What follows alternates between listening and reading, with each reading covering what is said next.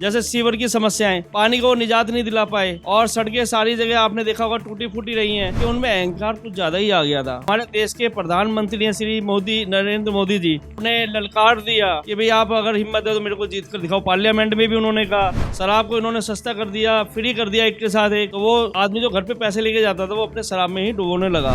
Bharatiya Janata party, वो तो आपको पता सर्वोपरि है, सनातन धर्म के साथ है, हिंदुत्व को जागृत किए हुए है, तो उसका तो कोई वही मुकाबला ही नहीं है। नमस्कार, मैं सागर कुमार झा, आप देख रहे हैं एयर न्यूज़। मैं अभी मौजूद हूं दिल्ली द्वारका मोड़ में, जहां हम लोगों से बात करने वाले हैं कि विधानसभा चुनाव के बाद दिल्ली का कैसा माहौल रहने वाला है। भाजपा सरकार आ चुकी है दिल्ली में 27 साल के बाद। कैसा काम करने वाली है भाजपा सरकार। कांग्रेस के टाइम पे शीला दीक्षित ने अपनी एक पहचान बनाई थी, आम आदमी पार्टी में केजरीवाल जी ने अपनी एक अलग पहचान बनाई है कार्यों को लेके। अब भाजपा सरकार है, दिल्ली वालों ने भाजपा को मौका दिया है। जो वादे किए हैं भाजपा सरकार ने, जो मुद्दे उठाए हैं भाजपा सरकार ने, उन पे वो किस तरीके से काम करने वाली है, शुरुआत कैसे रहने वाले हैं भाजपा सरकार के, इन्हीं सब मुद्दों पे हम यहाँ की जनता से हम बात करेंगे। क्या क्या विकास चाहिए उनके क्षेत्र में, आइए चल के बात करते हैं यहाँ की जनता से। नमस्कार सर, मैं आपका नाम जानना चाहता हूँ। मेरा नाम राजीव गुप्ता है। आप यहाँ कितने वर्षों से हैं?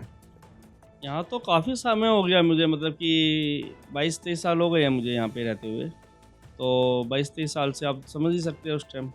अच्छा सर, आपने आम आदमी पार्टी का भी समय देखा, कहीं ना कहीं कांग्रेस का समय भी देखा ही होगा। मैं जानना चाहता हूँ, अब भाजपा सरकार दिल्ली में आई है 27 साल के बाद, कैसा कार्यकाल रहने वाला है भाजपा का, क्या उम्मीदें हैं? देखिए जी, आपने जैसे बताया कांग्रेस के टाइम में शीला दीक्षित जी थी यहाँ पे, उनका कार्यकाल भी हम लोगों ने देखा है। उसके बाद हमारे श्री अरविंद केजरीवाल जी मुख्यमंत्री रहे थे आम आदमी पार्टी से, उनके कार्यकाल 10 साल का रहा, और जनता उनके कार्यकाल में असहज और अपने आप को असहाय महसूस करने लगी थी। नहीं तो जो उन्होंने वादे किए थे, अगर वो पूरे किए होते तो आज मेरे ख्याल वो समय के अनुरूप आज दृश्य कुछ और होता। और भारतीय जनता पार्टी ने जो कहा और जो वादे किए हैं, उसको देखते हुए जैसे इन्होंने मनोनीत लास्ट टाइम पे रेखा गुप्ता जी को लेकर आए हैं, और रेखा गुप्ता जी ने शपथ से पहले ही यमुना जी पे जाकर आरती की और वंदना की। उन्होंने 3 साल का समय मांगा है इसकी स्वच्छता के लिए, और सबसे पहला अभियान इन्होंने ये रखा कि यमुना मैया को सफाई करनी है। उसके बाद इन्होंने अपना शपथ लेते ही इन्होंने जैसे बताया कि 2500 रुपये महीना जो महिलाओं को देने हैं वो मार्च से शुरू कर देंगे। और उसके बाद इन्होंने अपने और कार्य भी जो है, लेकिन थोड़ा समय लगेगा, भी आए हैं, अभी इन्होंने बातें की, और बातों के साथ इनकी कितना दम है उसमें वो हमें अभी नज़र आएगा इनको देखते हुए। लेकिन जो हमें लग रहा है, नज़र आ रहा है कि कहीं ना कहीं अब दिल्ली का, आपको याद होगा मदन लाल खुराना जी जब मुख्यमंत्री बने थे बीजेपी से, तो दिल्ली का नक्शा उन्होंने ही चेंज किया था। उससे पहले दिल्ली का क्या हाल था और उसके बाद क्या हाल था, मदन लाल खुराना जी के टाइम का मैं सोच रहा हूँ कि अब शायद रेखा गुप्ता जी उससे बेहतर और बढ़िया बनाने की कोशिश करें और अच्छा लेकर आएंगी। जो हम लोगों के लिए जो यहाँ समस्याएं अभी हैं, गलियों में चलना दुर्भर हो जाता है, सीवर की समस्याएं जैसे हैं, ओवरफ्लो, सड़कें टूटी हुई हैं, पानी बहुत गंदा आता है पीने का, तो इन सब समस्याओं को ये जल्दी ही निवारण करेंगे। और हम लोगों के लिए एक अच्छा, यहाँ पे जो दिल्ली कहने लायक है, या दिल्ली जो राजधानी देश की कहलाती है वो होनी चाहिए, तो उसके अनुरूप ये डालेंगे। तो समय तो लगेगा, लेकिन हम चाहेंगे कि वो धीरे धीरे ही करें, मगर उस कार्य को करें जो इन्होंने वादे किए हैं वो पूरे करें। अच्छा, केजरीवाल जी ने कैसा कार्य किया था? उनको अगर उन्होंने कहा जाए तो कार्य तो लोगों का, कई लोगों का कहना काफ़ी अच्छा किया, कई कह रहे हैं कि बिल्कुल काम नहीं किया। तो इनको हार का सामना किन कारणों की वजह से करना पड़ा इस बार? क्या कार्य किए थे उन्होंने? देखिए जी, कार्य कोई भी सरकारों करती है तो निंदा भी होती है और उसकी अच्छाइयाँ भी होती हैं। जैसे केजरीवाल जी ने कुछ कार्य हम बोल सकते हैं, उन्होंने कुछ सुधार किया, ये नहीं कहेंगे बहुत अच्छा किया, पर कुछ सुधार किया। जैसे स्कूलों का बताया जाता है कि उन्होंने दोबारा से उनका रेनोवेट करवाया, शिक्षा में सुधार थोड़ा सा किया। हॉस्पिटलों में उन्होंने जो लाइनें वगैरह लंबी लंबी लगती थी, जो दवाइयाँ मेडिकल की नहीं मिलती थी वो मिलने लगी थी, कुछ सुधार यहाँ पे हुए थे। लेकिन वो इन 2 चीज़ों के अलावा और भी चीज़ें जैसे वो सोच रहे थे, उनमें भी उसी तरीके से और खड़े उतरते हो शायद हार का सामना ना करना पड़ता। जैसे सीवर की समस्याएं, पानी को निजात नहीं दिला पाए, और सड़कें सारी जगह आपने देखा होगा टूटी फूटी रही हैं। साथ ही साथ आपने एक चीज़ और नोट की होगी कि उनमें अहंकार कुछ ज़्यादा ही आ गया था। उन्होंने सीधा एक गरिमा में व्यक्ति जो हमारे देश के प्रधानमंत्री हैं श्री मोदी, नरेंद्र मोदी जी, उनको ही उन्होंने एक तरीके से अपने ललकार दिया कि भाई आप अगर हिम्मत है तो मेरे को जीत कर दिखाओ। पार्लियामेंट में भी उन्होंने कहा, खुले आम पब्लिक के बीच में भी उन्होंने कहा इस बात के लिए। तो ये थोड़ा सा गलत था उनका, और इसी कारण बस उन्हें हार का सामना करना पड़ा। आपने देखा हमारे यहाँ से श्री परवेज साहिब सिंह वर्मा जी, जो नई दिल्ली से इनके विपक्ष में लड़े और बहुत अच्छे बहुमत से जीत कर आए हैं, और अब डिप्टी अपना उप मुख्यमंत्री भी बने हैं वो। तो देखिए अब सुधार होगा देश का, कैसे होगा। अब केजरीवाल जी के बस का नहीं था, इसी वजह से ये हुआ है, हार का सामना उन्हें करना पड़ा है। अच्छा, क्या लगता है कहीं ना कहीं चुनाव से पहले केजरीवाल जी पे काफ़ी ज़्यादा आरोप लगे थे शराब घोटालों को लेके, उनके आवास पे लेके। उन्होंने ये कहा था कि अगर दिल्ली में भाजपा सरकार आई तो मुझे जेल जाना पड़ेगा, दिल्ली की जनता से कहा था। दिल्ली की जनता ने भाजपा सरकार को चुना है, अब भाजपा सरकार दिल्ली में आ चुकी है। क्या लगता है जो सत्येंद्र जैन, मनीष सिसोदिया, अरविंद केजरीवाल, इन सब पे जो आरोप लगे थे उनके चलते अब इनको जेल जाना पड़ेगा? बिल्कुल जी, अगर आरोप ही नहीं, ये आरोप अगर सिद्ध होते ही इन सबको जेल जाना पड़ेगा। मनीष सिसोदिया जी कुछ समय रहकर भी आए हैं, जमानत पर बाहर चल रहे हैं, सत्येंद्र जैन भी, और अपना क्या कहते हैं अरविंद केजरीवाल जी भी, क्या कहते हैं, आपको पता है बेल ले रखी है इन्होंने और बाहर आए हुए हैं।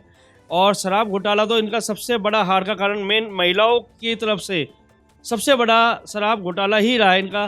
जो महिलाएं इनके खिलाफ थी, उनको पता था जो मेरा मर्द मतलब घर वाला जो शाम को 2 पैसे कमा के लाता था, शराब को इन्होंने सस्ता कर दिया, फ्री कर दिया एक के साथ एक। तो वो आदमी जो घर पे पैसे लेके जाता था वो अपने शराब में ही डुबोने लगा। साथ ही साथ ये घोटाले इन पे लगे हैं, तो इसके ज़रूर कुछ ना कुछ इनको सज़ा तो मिलनी चाहिए, और यार सिद्ध होते हैं तो। अच्छा, कहीं ना कहीं पहले के समय में जो था दिल्ली को कहा जाता था गतिशील दिल्ली, दौड़ती हुई दिल्ली, भागती हुई दिल्ली, जो कहीं ना कहीं आम आदमी पार्टी के समय में रुक गई थी, लोगों का ये कहना है। अब भाजपा सरकार आई है, शपथ ग्रहण से पहले ही उन्होंने कई सारे मुद्दों पे काम करना स्टार्ट कर दिया। चाहे आपने जैसे बताया यमुना की सफाई शुरू कर दी, जो एमएलएज हैं वो ज़मीनी तौर पे अपनी क्षेत्रों में उतर के निरीक्षण कर रहे हैं अपने क्षेत्रों का, क्या काम करवाना है, कैसे तरीके से करवाना है। इसी तरीके से काम चलता रहा अगर भाजपा के राज में, तो क्या लगता है जो गतिशील दिल्ली रुकी हुई थी वो फिर से गति अपने विकास की ओर पकड़ पाएगी, वो भाग पाएगी, दिल्ली फिर से दौड़ पाएगी? बिल्कुल जी, बिल्कुल आपने सही कहा। अगर ये इसी तरीके से, जिस तरीके से इन्होंने शपथ ग्रहण समारोह से पहले ही अपने कार्य को गति दी है और इस तरीके से लगे रहे, और सबसे बड़ी बात मैं यही कहूँगा, उसको आप चाहे डर मानिए, चाहे ये मानिए कि इनको एक हेडमास्टर होता है स्कूल में, उस तरीके से टीचरों के ऊपर, ऐसे ही इनके हेडमास्टर हमारे श्री नरेंद्र मोदी जी हैं और बाकी सब टीचर्स ही हैं। और उनको देखते हुए, जैसे मोदी जी दिन रात देखते नहीं हैं, काम में लगे रहते हैं, और कोई समय का उनके लिए वो नहीं है पाबंदी कि अब सोना है या जागना है, बस काम काम काम। तो उसको देखते हुए इन लोगों, जो हमारे मंत्रीगण हैं, उनमें भी ये हुआ है आज के टाइम में कि भाई मोदी जी से प्रेरणा स्रोत होते हुए कि नहीं, कार्य को गति देनी है, और जो भी कार्य रुके हुए हैं उन कार्यों को जल्द ही जल्द पूरा किया जाए। और अपना जो आने वाले 5 साल से पहले जो इन्होंने वादे किया, 3 साल जो भी दिया, जिस कार्य को समय दिया है उससे पहले पूरा करके दिखाएं, तो वो लगेगा कि हाँ, बीजेपी सरकार के लिए आगे के लिए अच्छा एक वो बनेगा रास्ता। अच्छा, कहीं ना कहीं मेरा एक सवाल है कि अरविंद केजरीवाल जो हैं फ्री की चीज़ों के लिए काफ़ी मशहूर थे अपने कार्यकाल में, जो कि इस बार चुनाव में वो प्रचार प्रसार उनका नहीं चल पाया फ्री की चीज़ों का। कहीं ना कहीं भाजपा सरकार भी कह रही है कि हम ये फ्री की चीज़ें ऐसे ही कंटिन्यू रखेंगे जो चल रही है दिल्ली में। अगर इसका हम दूसरा पहलू देखें तो केजरीवाल जी के समय पे जो था दिल्ली घाटे में जा रहा था इन चीज़ों को लेके। चाहे डीटीसी के कर्मचारी आंदोलन पे उतरते थे कई दिन, जल विभाग घाटे में था, बिजली विभाग घाटे में था। भाजपा सरकार ऐसा क्या कर रही है जिसकी वजह से जो है दिल्ली को घाटा नहीं होगा और फ्री की चीज़ें भी चलती रहेगी? देखिए, आपने सही कहा कि अरविंद केजरीवाल जी ने फ्री की लाइट, फ्री का पानी और फ्री बस सेवा महिलाओं को दे रखी थी, जिसके तहत बिजली विभाग भी, जल बोर्ड भी, ये सब घाटे में जा रहा था। और बीजेपी ने कहा है कि मैं इसको पुनरावृत्ति रखूँगा इस तरीके से, लेकिन इसमें कुछ ना कुछ वो चेंज लेके आएंगे या कुछ सुधार करेंगे। जैसे कि मेरे हिसाब से करना चाहिए उनको, जो इनकम टैक्स पे ही है उनको फ्री नहीं मिलना चाहिए। जो एक सक्षम है व्यक्ति, जो अपना अच्छा कमाता खाता हो, जिसकी एक आय 5 लाख रुपए जो इन्होंने इनकम टैक्स में भी अभी दिया है, उससे अगर ऊपर है तो उसको भी फ्री नहीं देना चाहिए, क्योंकि सबको एक कैटेगरी में ना रखा जाए। क्योंकि सबको एक कैटेगरी में रखेंगे तो फिर तो वही हालात हो जाएंगे जो केजरीवाल जी के टाइम में थे। और जो फ्री सेवा, जैसे बस का आपने कहा, फ्री बस महिलाओं के लिए था, लेकिन वो भी सीनियर सिटीजन अगर हो तो वेल एंड गुड है, नहीं तो वो भी ना हो, क्योंकि फ्री देने का कोई तात्पर्य नहीं बनता। फ्री देंगे तो लोगों को कुछ काम होता नहीं है घर में, सोचते हैं एसी में जाके क्या करना है, बस में बैठ जाओ। तो फ्री सेवा इस तरीके की देना कोई मेरे हिसाब से ठीक नहीं है, तो इसको बंद कर दिया जाए और ठीक रहे। और बताइए। अच्छा, मेरा एक और सवाल है कि केजरीवाल जी फ्री के साथ साथ जो है एक और चीज़ के लिए फेमस थे दिल्ली में। आपने शीश महल नहीं सर, शराब नीतियों के लिए कहीं ना कहीं जो फ्री की शराब उन्होंने एक पे एक बांटी गई, कई सारे नए शराब के ठेके खोले गए, उन चीज़ों के लिए। अब भाजपा सरकार आई है, क्या उम्मीद है कि भाजपा सरकार भी इनको फ्री की चीज़ों की तरह कंटिन्यू रखेगी या इनमें बदलाव लाएगी? आपने सही कहा जी, केजरीवाल शराब नीति के लिए तो सबसे पहले नंबर 1 पे थे, इसीलिए उनको हार का कारण देखना पड़ा महिलाओं की तरफ से। मैंने यही बात आपको बताई थी। भारतीय जनता पार्टी इस तरीके की कोई नीति नहीं लेके आएगी और ना ही लागू करेगी, और ना ही पब्लिक और ना ही खुद जो भी मंत्रीगण है, नेतागण है, इसके उसमें क्या कहते हैं, अपना विरोध में ही है। मतलब सब लोग कोई इसके उसमें नहीं है, क्या कहते हैं, कि इस प्रस्ताव सपोर्ट में इसको सुचारू रूप से लागू किया जाए। अच्छा, एक चीज़ पूछना चाहूँगा, हर बार चुनाव होते हैं तो विपक्ष की तरफ से एक सवाल उठता है, ईवीएम के साथ छेड़खानी कर दी गई, ईवीएम हैक कर दिया गया, लेकिन इस बार किसी भी विपक्ष ने ये सवाल क्यों नहीं उठाया ईवीएम के ऊपर? उसकी वजह यह है, आपने देखा होगा हर बार इनका एक ही मुद्दा रहता है, ईवीएम ईवीएम ईवीएम, कि उसकी छेड़छाड़ की वजह से ही हम लोग हारते हैं। अगर वो जीत गए तो छेड़छाड़ नहीं हुई, हार गए तो भी छेड़छाड़ हुई है। तो इस बार आपने देखा आम आदमी पार्टी की 22 सीटें मेरे ख्याल तकरीबन आई हैं दिल्ली में, और कांग्रेस का तो खैर खाता ही नहीं खुला, और आज से नहीं, ये हैट्रिक हो गई है कांग्रेस की। अगर आप ध्यान देंगे तो 3 बार हो चुका है। और जिस हिसाब से 22 सीटें केजरीवाल जी लेके आए हैं, विपक्ष में बैठने लायक तो हो ही गए हैं, लेकिन वो तो अपना खाता भी नहीं खोल पाए, तो इस बार तो उनका भी जनता ने बिल्कुल ही वो कर दिया है। तो इस बार ईवीएम का इसीलिए मुद्दा किसी ने उठाया नहीं। सबको पता है कि भाई पब्लिक का जो वो है, हवा का रुख बदला हुआ था, तो वो भारतीय जनता पार्टी की। और सबसे बड़ा इसमें क्या चीज़ थी मैं आपको बता दूं, अपना धर्म, हिंदुत्व, सनातन धर्म, उसको बचाए रखना, इसलिए एक तरफा ये हुआ है। अच्छा, एक सवाल है मेरा कि कहीं ना कहीं आम आदमी पार्टी में केजरीवाल के नाम पे शुरुआती दिनों में वोट दिए गए थे, भाजपा सरकार में मोदी के नाम पे वोट दिए जा रहे हैं, कांग्रेस को किस वजह से इस बार सीटें एक भी नहीं मिल पा रही हैं इस सरकार में? क्योंकि कहीं ना कहीं शीला दीक्षित में भी तो अपने समय पे काम किए थे काफ़ी ज़्यादा। आपने सही कहा कि केजरीवाल जी के नाम पे बोर्ड मिले थे, और अच्छे बोर्ड मिले थे, और उम्मीद से ज़्यादा मेरे ख्याल इतिहास में पूरी 67 सीट लेके आए थे, 67 सीटें। और बीजेपी में मोदी के नाम से ही मिलते, बचा कांग्रेस जो आपने कहा कि शीला दीक्षित के टाइम में भी मिलते थे। अब क्या है जी, इनके पास एक माननीय व्यक्ति राहुल गांधी जी हैं, जो आलू से सोना बना देते हैं, जो जलेबी की फैक्ट्री लगा देते हैं। तो ऐसे व्यक्ति अगर महान हमारे देश में होंगे तो आप समझ सकते हैं कि उनके कितने खाते खुले होंगे।